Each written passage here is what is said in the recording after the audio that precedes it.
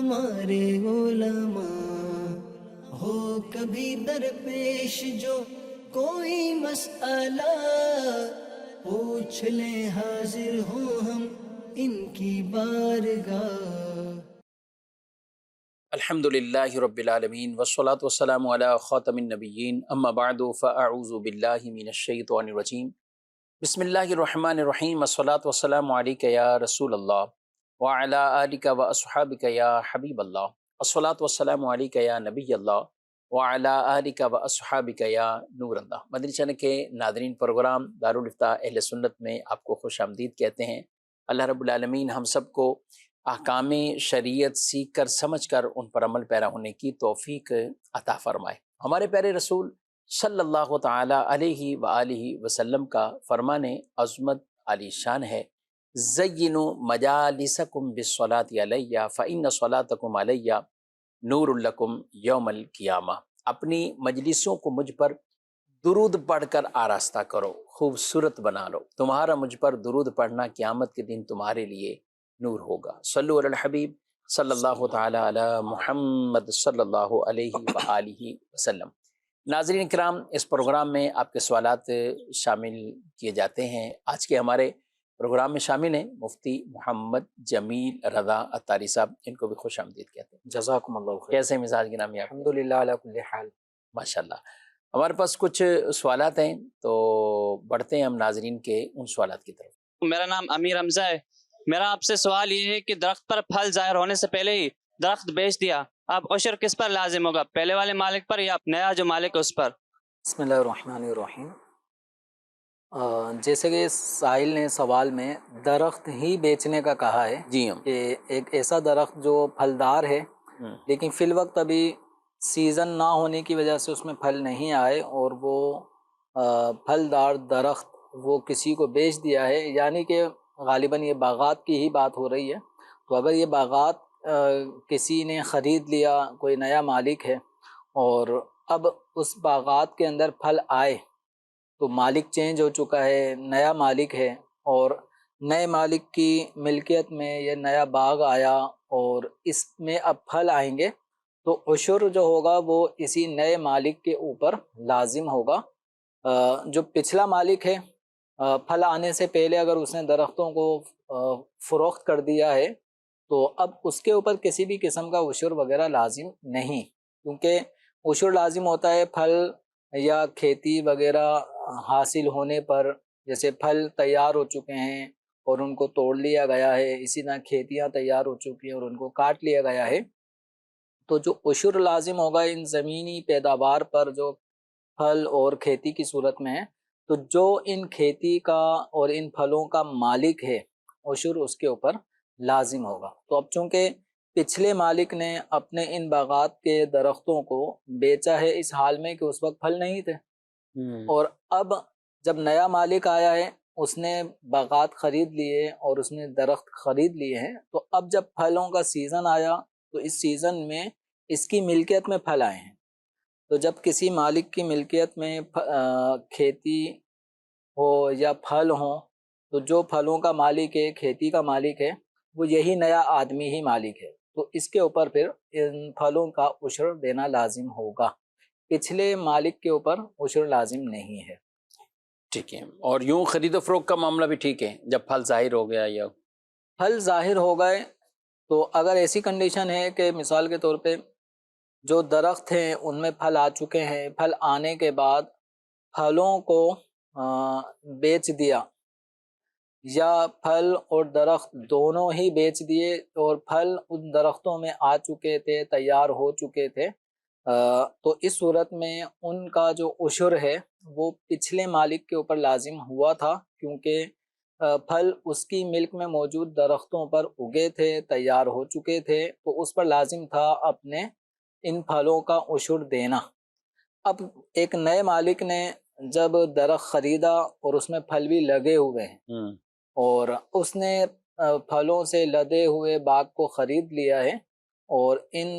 باغات میں جو درخت تھے ان میں پھل پہلے ہی تیار ہو چکے تھے،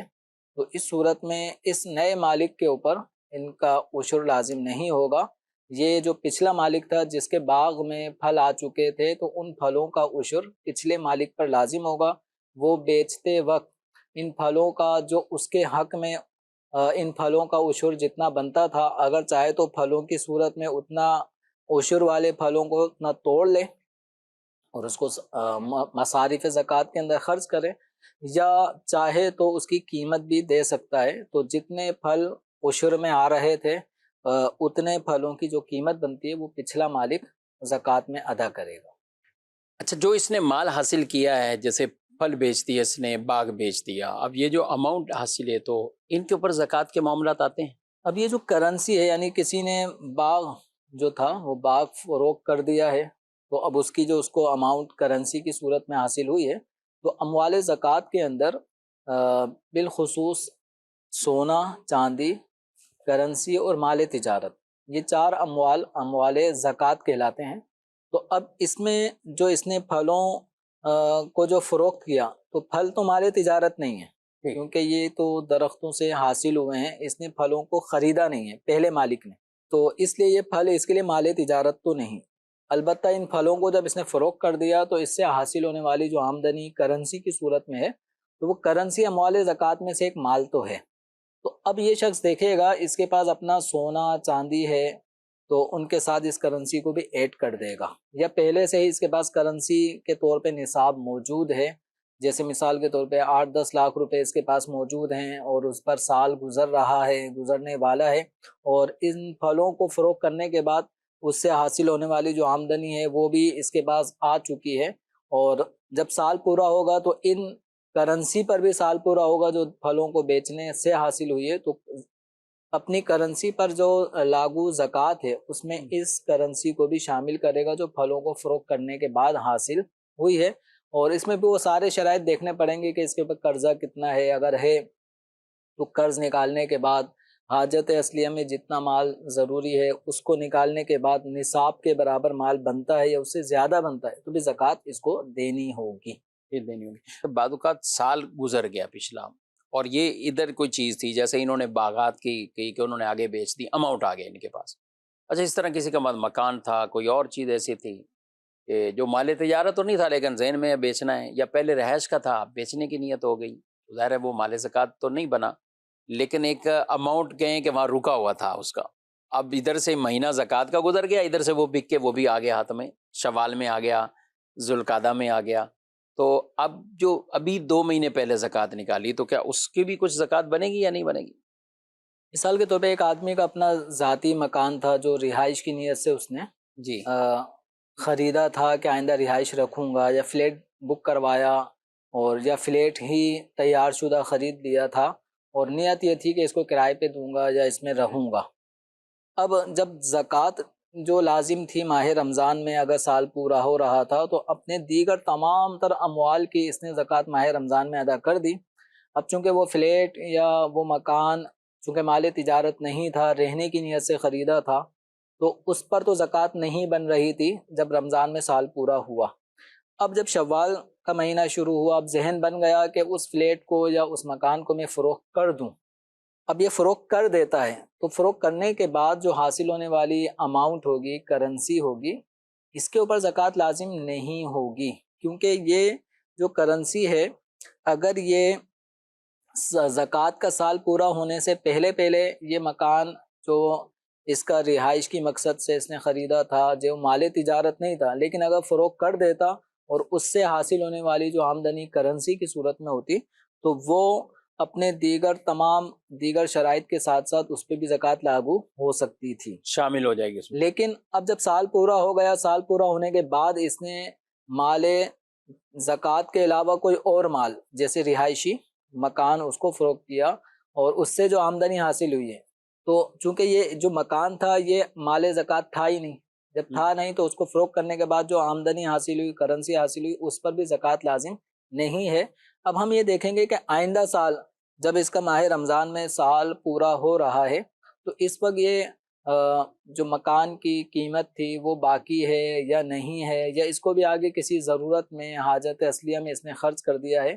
تو یہ صورت دیکھنی پڑے گی. تو اگر اس نے وہ اس رقم کو باقی رکھا یہاں تک کہ اگلا رمضان آ گیا اور اس میں رمضان میں اس کا سال پورا ہوتا ہو تو پھر حاجت سے زائد قرض وغیرہ سے فارغ جو کرنسی ہوگی اس کے اندر اس کرنسی کو بھی شامل کریں گے. مکان فروخت کرنے کے بعد آئی ہوئی آمدنی اس نے سنبھال کے رکھی ہے اس کی بھی زکوٰۃ دینی ہوگی. ٹھیک ہے. اچھا اسی طرح لوگوں نے کچھ پیسے رکھے ہوتے ہیں ان کو مکان لینا ہوتا ہے. اب یہ مکان لینے والی جو اماؤنٹ ان کے پاس رکھی ہوئی ہے یا پچھلا فلیٹ بکا اور آگے مکان لینا تھا, اب مکان لینا تھا اس کی اماؤنٹ آ گئی اور کچھ اس کی باقی ہے آگے لینی ہے, اب سال بھی آ گیا بیچ میں کہ زکوٰۃ کا سال بھی وقت ہو گیا, تو یہ 1 کروڑ روپے کا بالفرض وہ بکا ہے, 50 لاکھ ہاتھ میں ہے, 50 لاکھ آنے ہیں. آگے جو مکان لینا ہے ابھی لیا نہیں وہ 2 کروڑ کا آ رہا ہے, 1.5 کروڑ کا آ رہا ہے, تو اب یہ جو 50 لاکھ ہاتھ میں اس کی بھی زکوٰۃ نکالیں گے؟ جو مکان خریدنے کے اعتبار سے رقمیں جمع ہو رہی ہیں تو اس رقم کو فی الوقت ہم حاجت اصلیہ میں شمار نہیں کریں گے, کیونکہ آدمی کہیں نہ کہیں رینٹ پہ رہ رہا ہوگا یا اپنے کسی ذاتی گھر میں رہ رہا ہوگا, یا بعض اوقات آبائی گھر ہوتے ہیں والد صاحب کے تو یا مال وراثت والے گھر ہوتے ہیں اس میں رہ رہا ہوتا ہے, اور اگلے کسی مکان کی خریداری کے لیے یہ پیسے جوڑ رہا ہوتا ہے, جمع کر رہا ہوتا ہے. تو یہ جو اماؤنٹ ہے جمع شدہ جو مکان کی خریداری کی غرض سے جمع کی ہوئی ہوتی ہے اس رقم پر زکوٰۃ لازم ہوتی ہے اگر یہ نصاب کے برابر اور زکوٰۃ کے شرائط پائے جا رہے ہوں تو اس پہ زکوٰۃ لازم ہوگی. تو اب اگر کسی نے 2 کروڑ کا مکان خریدنا ہے اور 1 کروڑ جمع ہو چکے ہیں, اپنا مکان بیچنے کے بعد اس رقم کو اس نے جمع کیا ہوا ہے اور اس پہ سال گزر گیا اس رقم پر اور اگلا مکان خریدنے تک ابھی کوئی صورت نہیں بنی اور اس پچھلے مکان کو بیچنے کے بعد اس کی رقم پہ سال گزر چکا ہے, یہ اس کے اوپر پھر زکوٰۃ لازم ہوگی. اسی طرح بعض اوقات ایسے افراد بھی ہوتے ہیں جو حج جن کے اوپر فرض ہو چکا ہوتا ہے, اتنی مالی استطاعت ان کی ہونے کے صورت میں کہ یہ بآسانی حج پہ جا آ سکتے ہیں, تو حج کی تمام شرائط پائے جانے کی صورت میں جو رقم ابھی انہوں نے سنبھال کے رکھی ہوئی ہے جو ابھی انہیں حج میں ادا کرنی ہے اور ان کا سال پورا ہو گیا, اسی دوران ان کے دیگر اموال زکوٰۃ سونا یا چاندی یا کرنسی, تو اس میں حج کی جو اماؤنٹ انہوں نے ابھی جوڑ کر رکھی ہے اس اماؤنٹ کو بھی زکوٰۃ میں شامل کریں گے, اس کی بھی زکوٰۃ نکالنی ہوگی جو ابھی تک ان کے پاس موجود, جو ابھی تک ان کے پاس اکاؤنٹ میں ان کے ذاتی موجود ہے اپنے پاس رکھی ہوئی ہے, تو اگرچہ وہ حج میں خرچ ہوگی, صحیح ہے, اس کو حج کے اعتبار سے الگ سے انہوں نے کر بھی دیا ہو, لیکن ابھی چونکہ وہ حج کے پروسیس میں رقم لگی نہیں ہے, ابھی تک ان کی ملکیت میں باقی ہے, تو زکوٰۃ کی ادائیگی اس مال سے بھی کرنی ہوگی. جیسے ابھی دن چل رہے ہیں اور حج پیکیج لیے ہوئے لوگوں نے, اب جو گورنمنٹ کے ہیں وہ تو پیمنٹ پوری انہوں نے دے دی ہے, پرائیویٹ میں یہ ہوتا ہے کہ آدھی پیمنٹ دے دیتے ہیں, کچھ پیمنٹ وہ روک کے رکھتے ہیں, جان پہچان بھی ہوتی ہے, پھر فیملی کے 5 افراد جا رہے ہیں 4 افراد جا رہے ہیں تو ان کی پیمنٹ بھی اچھی خاصی اور پیکیجز بھی اچھے خاصے ہوتے ہیں, تو اب اس میں کیا کہیں گے آپ ان کو؟ جو اماؤنٹ ان کی چلی گئی جیسے گورنمنٹ کے پیکیجز ہیں اس میں ٹوٹل اماؤنٹ ان سے وصول کر لی گئی ہے تو وہ رقم ان کی ملکیت سے نکل گئی اور اس پر زکوٰۃ لازم نہیں ہے. آگے مفتی صاحب کی بارگاہ میں عرض ہے کہ جنازے کو لے جاتے ہیں قبرستان یا نماز جنازہ کے لیے, تو مفتی صاحب جنازہ الگ الگ جگہ رکھتے ہیں, پھر اٹھاتے ہیں, پھر رکھتے ہیں, تو اس کا شرعی مسئلہ آپ بتا دیجئے, جزاک اللہ خیرہ. جنازے کے جو احکامات ہیں ان احکامات میں کہیں پر بھی ایسا کوئی حکم نہیں ہے کہ جنازے کو اتنی جگہوں پر یعنی لوگ کندھا دیتے ہوئے جائیں اور پھر کسی پوائنٹ پہ اس کو رکھیں, پھر وہاں سے دوبارہ اٹھائیں, پھر اس کو فلاں جگہ پہ جا کے رکھیں یا فلاں رشتہ دار کے گھر کے پاس جا کے رکھیں, یا جہاں وہ بیٹھا کرتا تھا اس کی وہ طاق تھی تو اس جگہ پہ اس کو جا کے رکھیں, رکھنے کے بعد پھر وہاں سے اٹھائیں. تو اس طرح جنازے کو مختلف جگہوں پر یوں لے کر جانا اور محض جنازے کو کندھے سے اتار کے رکھنا, رکھنے کے بعد پھر دوبارہ اس کو کندھے پہ اٹھانا, یہ کوئی رسم و رواج کے طور پہ اگر کیا جا رہا ہے تو شرعی طور پہ ایسی کوئی رسم شریعت مطہرہ میں بیان نہیں کی گئی. البتہ یہ ہے کہ جنازہ اٹھانے والے جنازہ لے کے جا رہے ہیں, اب کندھے دکھ گئے یا جو بھی افراد ہیں کم ہیں, اب وہ کسی اٹھانے میں دقت ہو رہی تھی, اب تھوڑا آرام لینے کے لیے جنازے کو انہوں نے رکھا ہے چارپائی کو, پھر تھوڑی دیر بعد پھر دوبارہ اٹھایا, یا کسی رشتہ دار کا انتظار ہو رہا ہے کہ وہ بھی یہاں پر آئے گا اور جنازے میں وہ بھی شریک ہوگا. صحیح. جیسے بیٹا آنے والا ہے تو اس بیٹے کا انتظار کر رہے ہیں، کوئی محرم آنے والا ہے اس کا انتظار کر رہے ہیں، اور اس انتظار میں جنازے کو کسی مناسب جگہ پہ رکھ دیا ہے. پھر جب اس کے آنے اور جنازے میں شامل ہونے کے بعد پھر دوبارہ اس کو لے کے جا رہے ہیں، تو اگر کوئی ضرورت ہے تو اس میں کوئی مذائقہ نہیں ہے. جیسے بعض اوقات گھروں سے نماز جنازہ کے لیے جو میت کی ڈولی کو لایا جاتا ہے، اور عام طور پہ مسجد کے یا جہاں نماز جنازہ پڑھی جانے والی ہوتی ہے تو اس مقام پہ کسی جگہ پہ مناسب رکھ دیا جاتا ہے. پھر جہاں نماز جنازہ باقاعدہ ادا کی جا رہی ہوتی ہے اس مردے کو وہاں سے اس کی ڈولی کو اٹھا کے اس فرنٹ پہ رکھ دیا جاتا ہے جہاں امام صاحب نے کھڑا ہونا ہے. تو اس میں کوئی مذائقہ نہیں ہے کہ یہ جنازے کو ادھر سے ادھر منتقل کرنا نماز جنازہ کی ادائیگی کے لیے ہے، تو اس میں کوئی مذائقہ نہیں ہے. البتہ کوئی اس کو بطور رسم و رواج یہ سمجھتا ہے کہ جنازہ پہلے گھر سے اٹھے گا، اٹھنے کے بعد فلاں جگہ اس کو لے کے جائیں گے، یا اوطاق ہے تو اس اوطاق میں اس کو اس کے پاس رکھیں گے، پھر وہاں سے اٹھانے کے بعد فلاں جگہ لے کے جائیں گے. تو اس طرح کی کوئی رسم و رواج اس کا شرعی طور پہ کوئی ثبوت نہیں ہے، تو اس رسم کو ختم کرنا چاہیے. جی مزید سوال. مفتی صاحب سے میرا سوال ہے کہ بھائی کی تنخواہ میں بہن کا حق ہے؟ پراپر طریقے سے اس طرح بہنوں کا بھائیوں کی تنخواہ میں کوئی حق نہیں ہے. اسی طرح تنخواہ کے اعتبار سے دیکھیں تو جو والد یا والدہ ہیں ان کا بھی حق نہیں ہے. لیکن اگر بہنیں والد صاحب کا انتقال ہو چکا ہے اور یہ بھائی ہیں اور ان کے زیر کفالت بہنیں بھی ہیں، تو اور بہنیں کماتی نہیں ہیں، ان کے پاس اپنا مال و اسباب نہیں ہے جس کے ذریعے وہ گزر اوقات کریں، تو بھائی کی پھر یہ ذمہ داری بنتی ہے کہ اپنی بہنوں کے ضروری نان نفقے کو وہ برداشت کرے گا، ان پہ صرف کرے گا، ان کی ضروریات کا خیال رکھے گا. اب اس کو ہم یہ نہیں کہیں گے کہ تنخواہ میں حق ہے. صحیح. تنخواہ مثال کے طور پہ وہ تنخواہ کا 1 روپیہ بھی گھر میں خرچ نہیں کر رہا، ٹوٹلی طور پہ سیونگ کر رہا ہے، سنبھال کے رکھا ہوا ہے. دیگر ذرائع آمدنی ہیں جو اس کا ذاتی کاروبار ہے اس سے وہ اپنے گھر کو چلا رہا ہے. اصل چیز یہ ہے کہ بہنیں ہوں یا والدین اگر ضعیف ہو چکے ہیں اور وہ کماتے نہیں ہیں، ان کے پاس اپنا مال و اسباب بھی نہیں ہے، تو پھر جو اولاد ہے ان کے اوپر اپنے والدین کا نان و نفقہ، اسی طرح اپنی بہنوں کا بھی نان و نفقہ بعض صورتوں میں لازم ہوتا ہے. تو اس کے اندر تنخواہ سے حصہ کسی قسم کا متعین نہیں ہو سکتا، یہاں تک کہ جو شوہر ہے، شوہر کی جو بھی ذرائع آمدنی ہے اس ذرائع آمدنی میں بھی بیوی کا حصہ ہو. شریعت مطہرہ نے ایسا کوئی حکم بیان نہیں کیا. ہاں، عورت کے جو ضروری اخراجات، نان و نفقہ، جو اس کو کھانا پینا، رہائش، کپڑوں کی ضرورت، سردی گرمی کے کپڑے، لحاف، یہ جو ضروری چیزیں ہیں وہ شوہر کے اوپر لازم ہے. اب وہ تنخواہ سے کرے یا اپنے ذاتی اور دیگر ذرائع حلال ہیں ان سے کرے، تو یہ ضروریات پوری کرنا اس کی ذمہ داری ہے. یعنی اس میں اماؤنٹ متعین نہیں، اس میں کسی قسم کے اماؤنٹ متعین نہیں ہے کہ اس شوہر جو بھی کما کے لائے گا اس کا اتنا % بیوی کا حق ہے، تو ایسا کچھ ضروری نہیں ہے. تو اسی طرح بہنوں کی مالی طور پہ ان کی ضرورت کو پورا کرنا بعض صورتوں میں بھائیوں پر شرعاً واجب ہو جاتا ہے. صحیح. لیکن اس کا مطلب یہ نہیں ہوگا کہ تنخواہ میں حق ہے. صحیح. اس ضرورت کو وہ تنخواہ سے پوری کرے، ذاتی کاروبار سے پوری کرے، پاس رکھے موجود مال سے پوری کرے، یا بہنوں کو جو چیزیں ضرورت کی ہیں وہ ضرورت کی چیزیں پہلے سے اس کے پاس موجود ہیں، یہ وہ ضرورت کی چیزیں ان کو دیتا رہے. یعنی اس کی ڈیٹیل تفصیل وہی ہوگی کہ بہنیں شادی شدہ ہیں تو اب ظاہر ہے ان کی ذمہ داری تو ان کے شوہروں پر ہے، اور وہ بھائی پر کوئی ذمہ داری اس طور پر نہیں آتی. نہیں. اور شادی شدہ نہیں ہیں تو پھر اس میں بعض اوقات ہوتا ہے کہ بہنیں رہ چھوٹے بھائی کے ساتھ رہیں. عموماً ہم دیکھتے ہیں شادی شدہ نہیں ہے تو بہنیں چھوٹے بھائی کے ساتھ رہ رہی. اب بڑے بھائی بری ذمہ ہو گئے سب معاملات سے، اس میں یا ان تمام کے اوپر ذمہ داری آتی ہے، کیا کہتے ہیں؟ جیسے اصولی طور پہ تو جو والد ہیں ان پر اپنی اولاد کی جن کے پاس مال و اسباب نہیں ہیں اور وہ کما بھی نہیں سکتے، ٹھیک، جیسے عام طور پہ خواتین،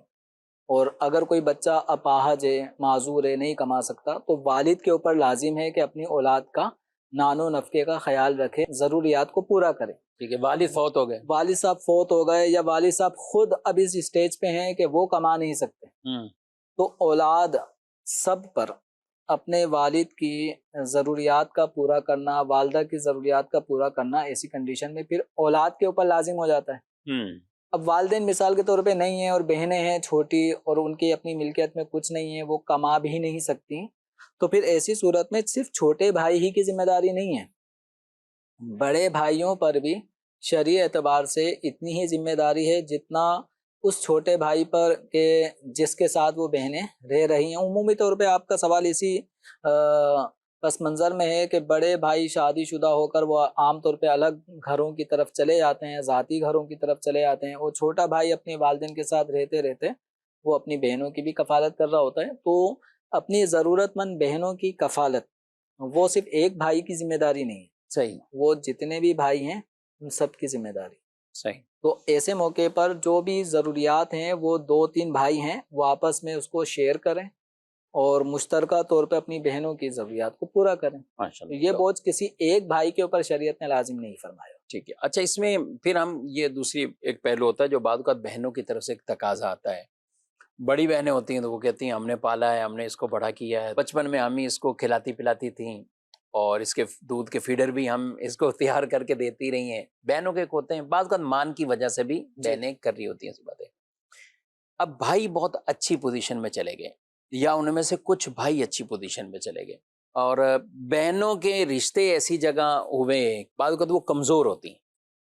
تو ایسے موقع پر ٹھیک ہے وہ واجب والی پہلو نہ ہو تو بھائیوں کو یہ نہیں چاہیے کہ اپنی بہنوں کی طرف بھی،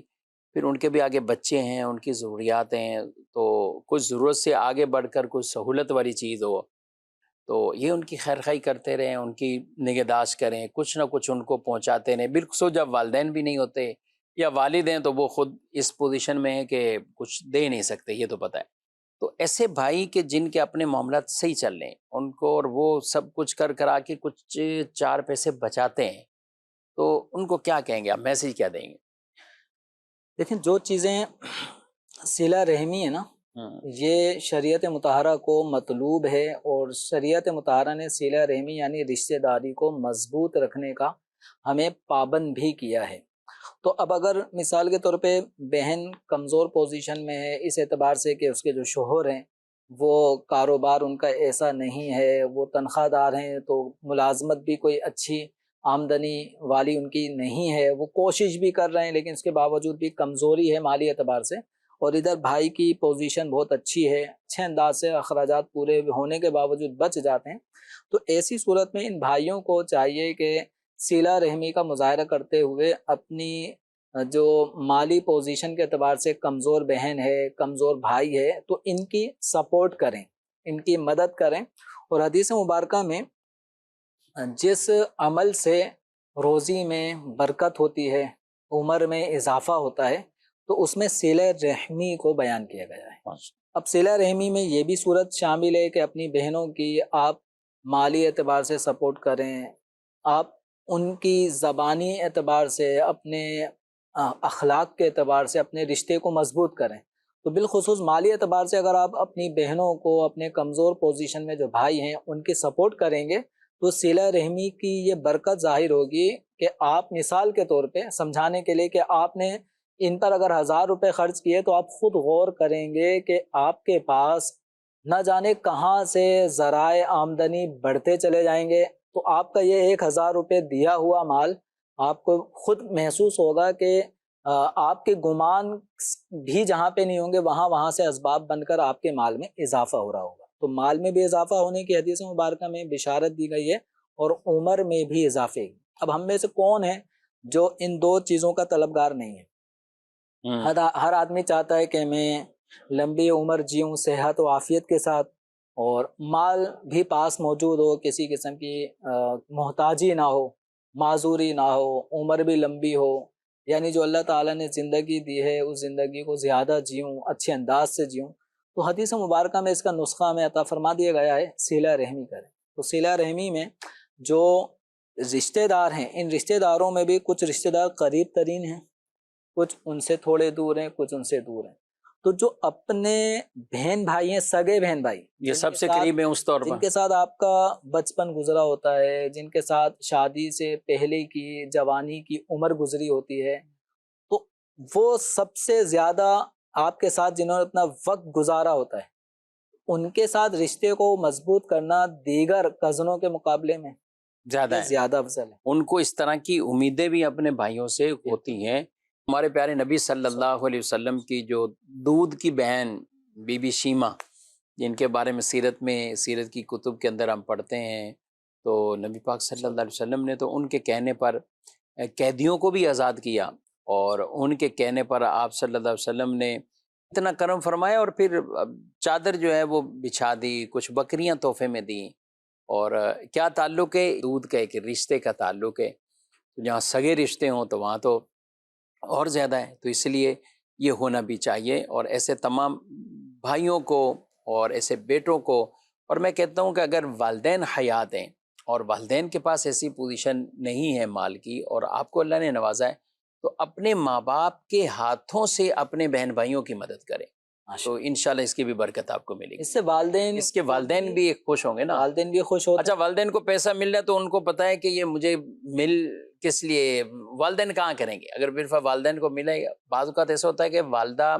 یا والد یہ بتانا نہیں چاہتے کہ فلاں تمہارا بھائی اتنا ہے، یا فلاں بہن کو وہ بتانا بھی نہیں چاہتے، تو اب اگر بھائی اچھی پوزیشن میں ہے تو آپ ایک اچھا اماؤنٹ اپنی امی کو یا اپنے والد صاحب کو، جو بھی گھر کے معاملات دیکھتے ہیں، تو آپ ان کو دے دیں، انشاءاللہ ان کے ہاتھوں سے ہی وہ وہیں پہنچ جائے گا، اور آپ کو بھی سکون ملے گا، ان کو زیادہ راحت ملے گی۔ ایک صورت یہ بھی ہے کہ آپ کو نظر آتا ہے کہ بھائی کی مدد کرنی ہے، جی ہاں، تو ایک صورت تو ہے کہ ڈائریکٹ بھائی کی آپ مدد کر دیں، اور ایک صورت یہ ہے کہ والدین کے ذریعے سے رقم پہنچا دیں۔ تو اس میں یہ ہے کہ والدین بھی خوش ہوتے ہیں کہ ہمارے جیتے جی یہ ہمارا فلاں بیٹا ہماری اولاد میں فلاں کا کتنا خیال رکھتا ہے، اور ہمیں بھی عزت دے رہا ہے، ڈائریکٹ دینا چاہے تو دے سکتا ہے، لیکن ہمارے ہاتھ سے دلوا رہا ہے، تو اس میں والدین کی زبان سے، ان کے دل سے بھی دعائیں نکلتی ہیں۔ ماشاء تو یوں مدنی چینل کے ناظرین، ہمیں چاہیے کہ اپنے مال کا کچھ نہ کچھ حصہ اللہ تعالیٰ کی راہ میں دینے کے لیے اپنے طور پہ ایک ذہن میں، دل میں ارادہ کر لیں کہ اتنی اماؤنٹ، اتنا فیصد میں اپنی تنخواہ کا حصہ راہ خدا میں خرچ کروں گا۔ اور راہ خدا میں خرچ کرنے کی کئی صورتوں میں سے ایک صورت یہ بھی ہے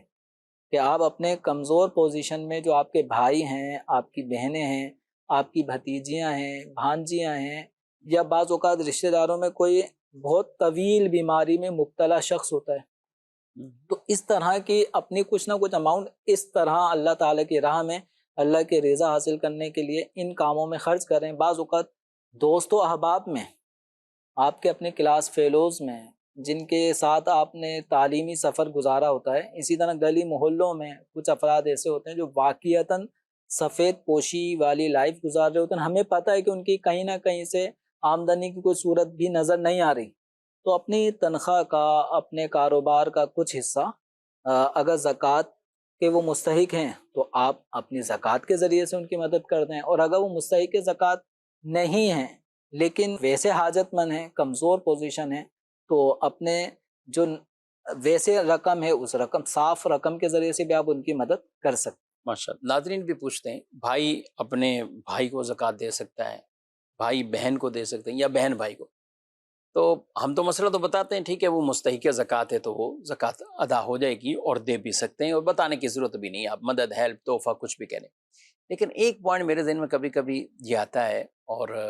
میں جب بھی کوئی مسئلہ پوچھنا تو میں کہتا ہوں سبحان اللہ، یہ بھی اللہ کی تقسیم ہے کہ ایک بہن یا بھائی وہ مستحق زکوٰۃ ہے اور دوسرا زکوٰۃ دینے والا ہے۔ صحیح، اس کا مطلب دونوں کی مالی پوزیشن ایک جیسا کافی ظاہر فرق ہے نا، فرق۔ یہ زکوٰۃ کا حقدار ہے، اور دوسرا بھائی ایسا ہے کہ وہ زکوٰۃ دینے والا ہے، وہ زکوٰۃ تو جس رب نے آپ کو اتنا دے دیا، اور آپ یعنی انہی والدین کے آپ بھی بیٹے ہیں، آپ بھی بیٹی ہیں، اور انہی کے بچے ہیں، لیکن اللہ تعالیٰ نے آپ کو دوسروں سے اچھی زندگی دے دی، اچھا رزق دے دیا، اچھے آپ کے نظام بن گئے،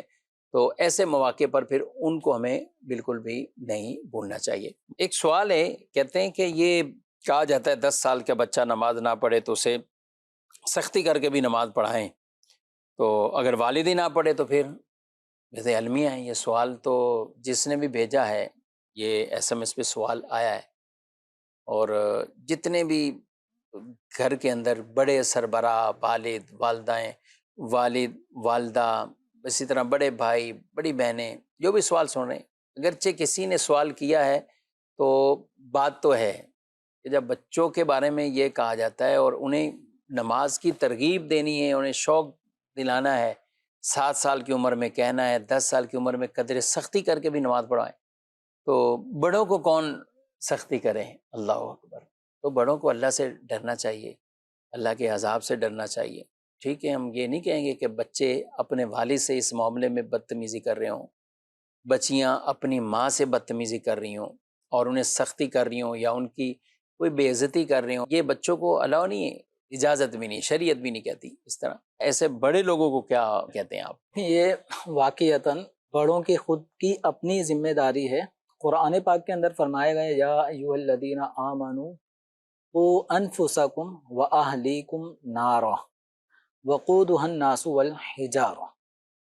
کہ اے ایمان والو اپنے آپ کو اور اپنے گھر والوں کو جہنم کی آگ سے بچاؤ کہ جس کا ایندھن انسان اور پتھر ہیں، یعنی جو جہنمی ہوں گے وہ،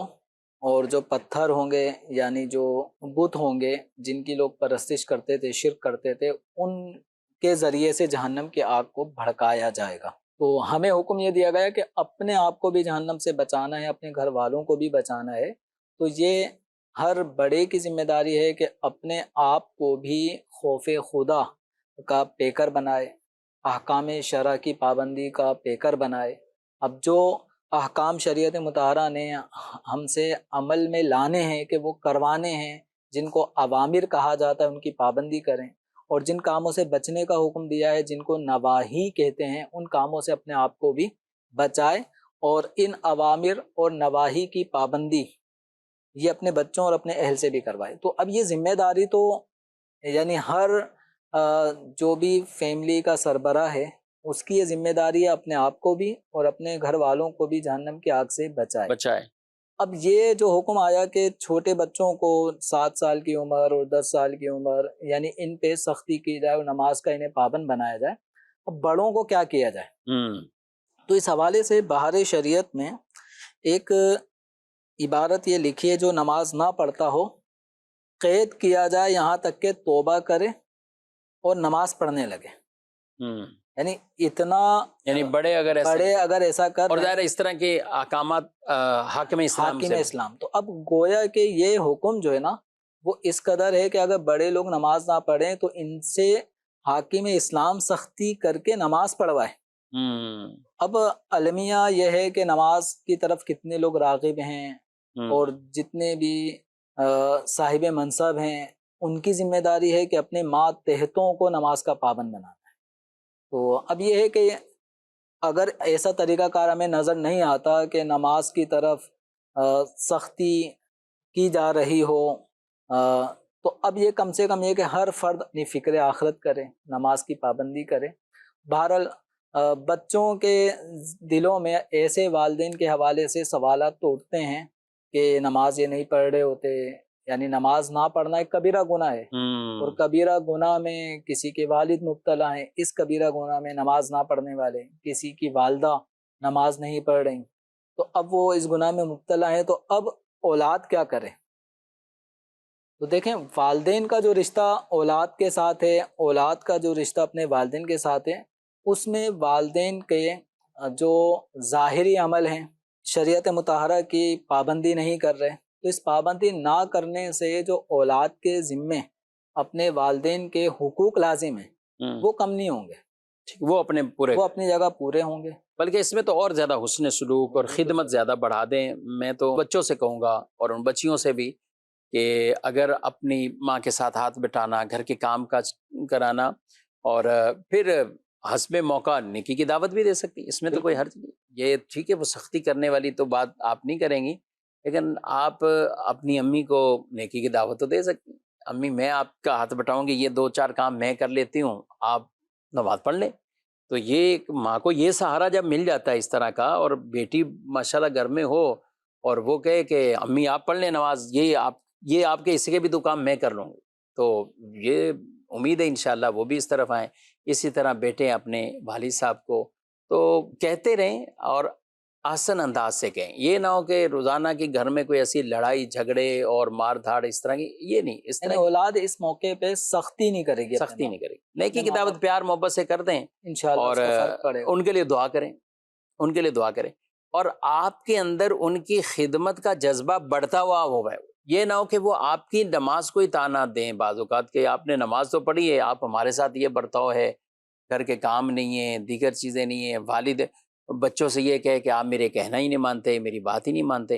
तो ये नहीं, आपके अंदर वो जज्बा, वो मोहब्बत, उनकी खिदमत वाला ये बढ़ता रहे तो उम्मीद है इंशाल्लाह उनके भी दिल नरम हो जाएंगे। अमीर अहले सुन्नत दामत बरकातुहु आलिया का मदनी मुज़ाकरा अगर घर में देखें और साथ दिखाएं, माँ बाप को भी दिखाएं,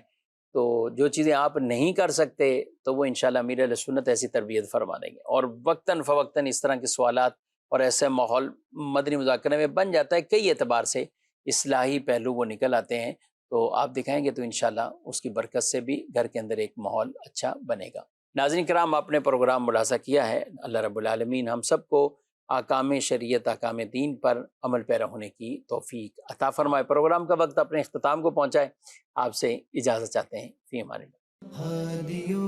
रहनुमा हमारे उलमा, हो कभी दरपेश जो कोई मसला, पूछ ले हाजिर हो हम इनकी बारगाह।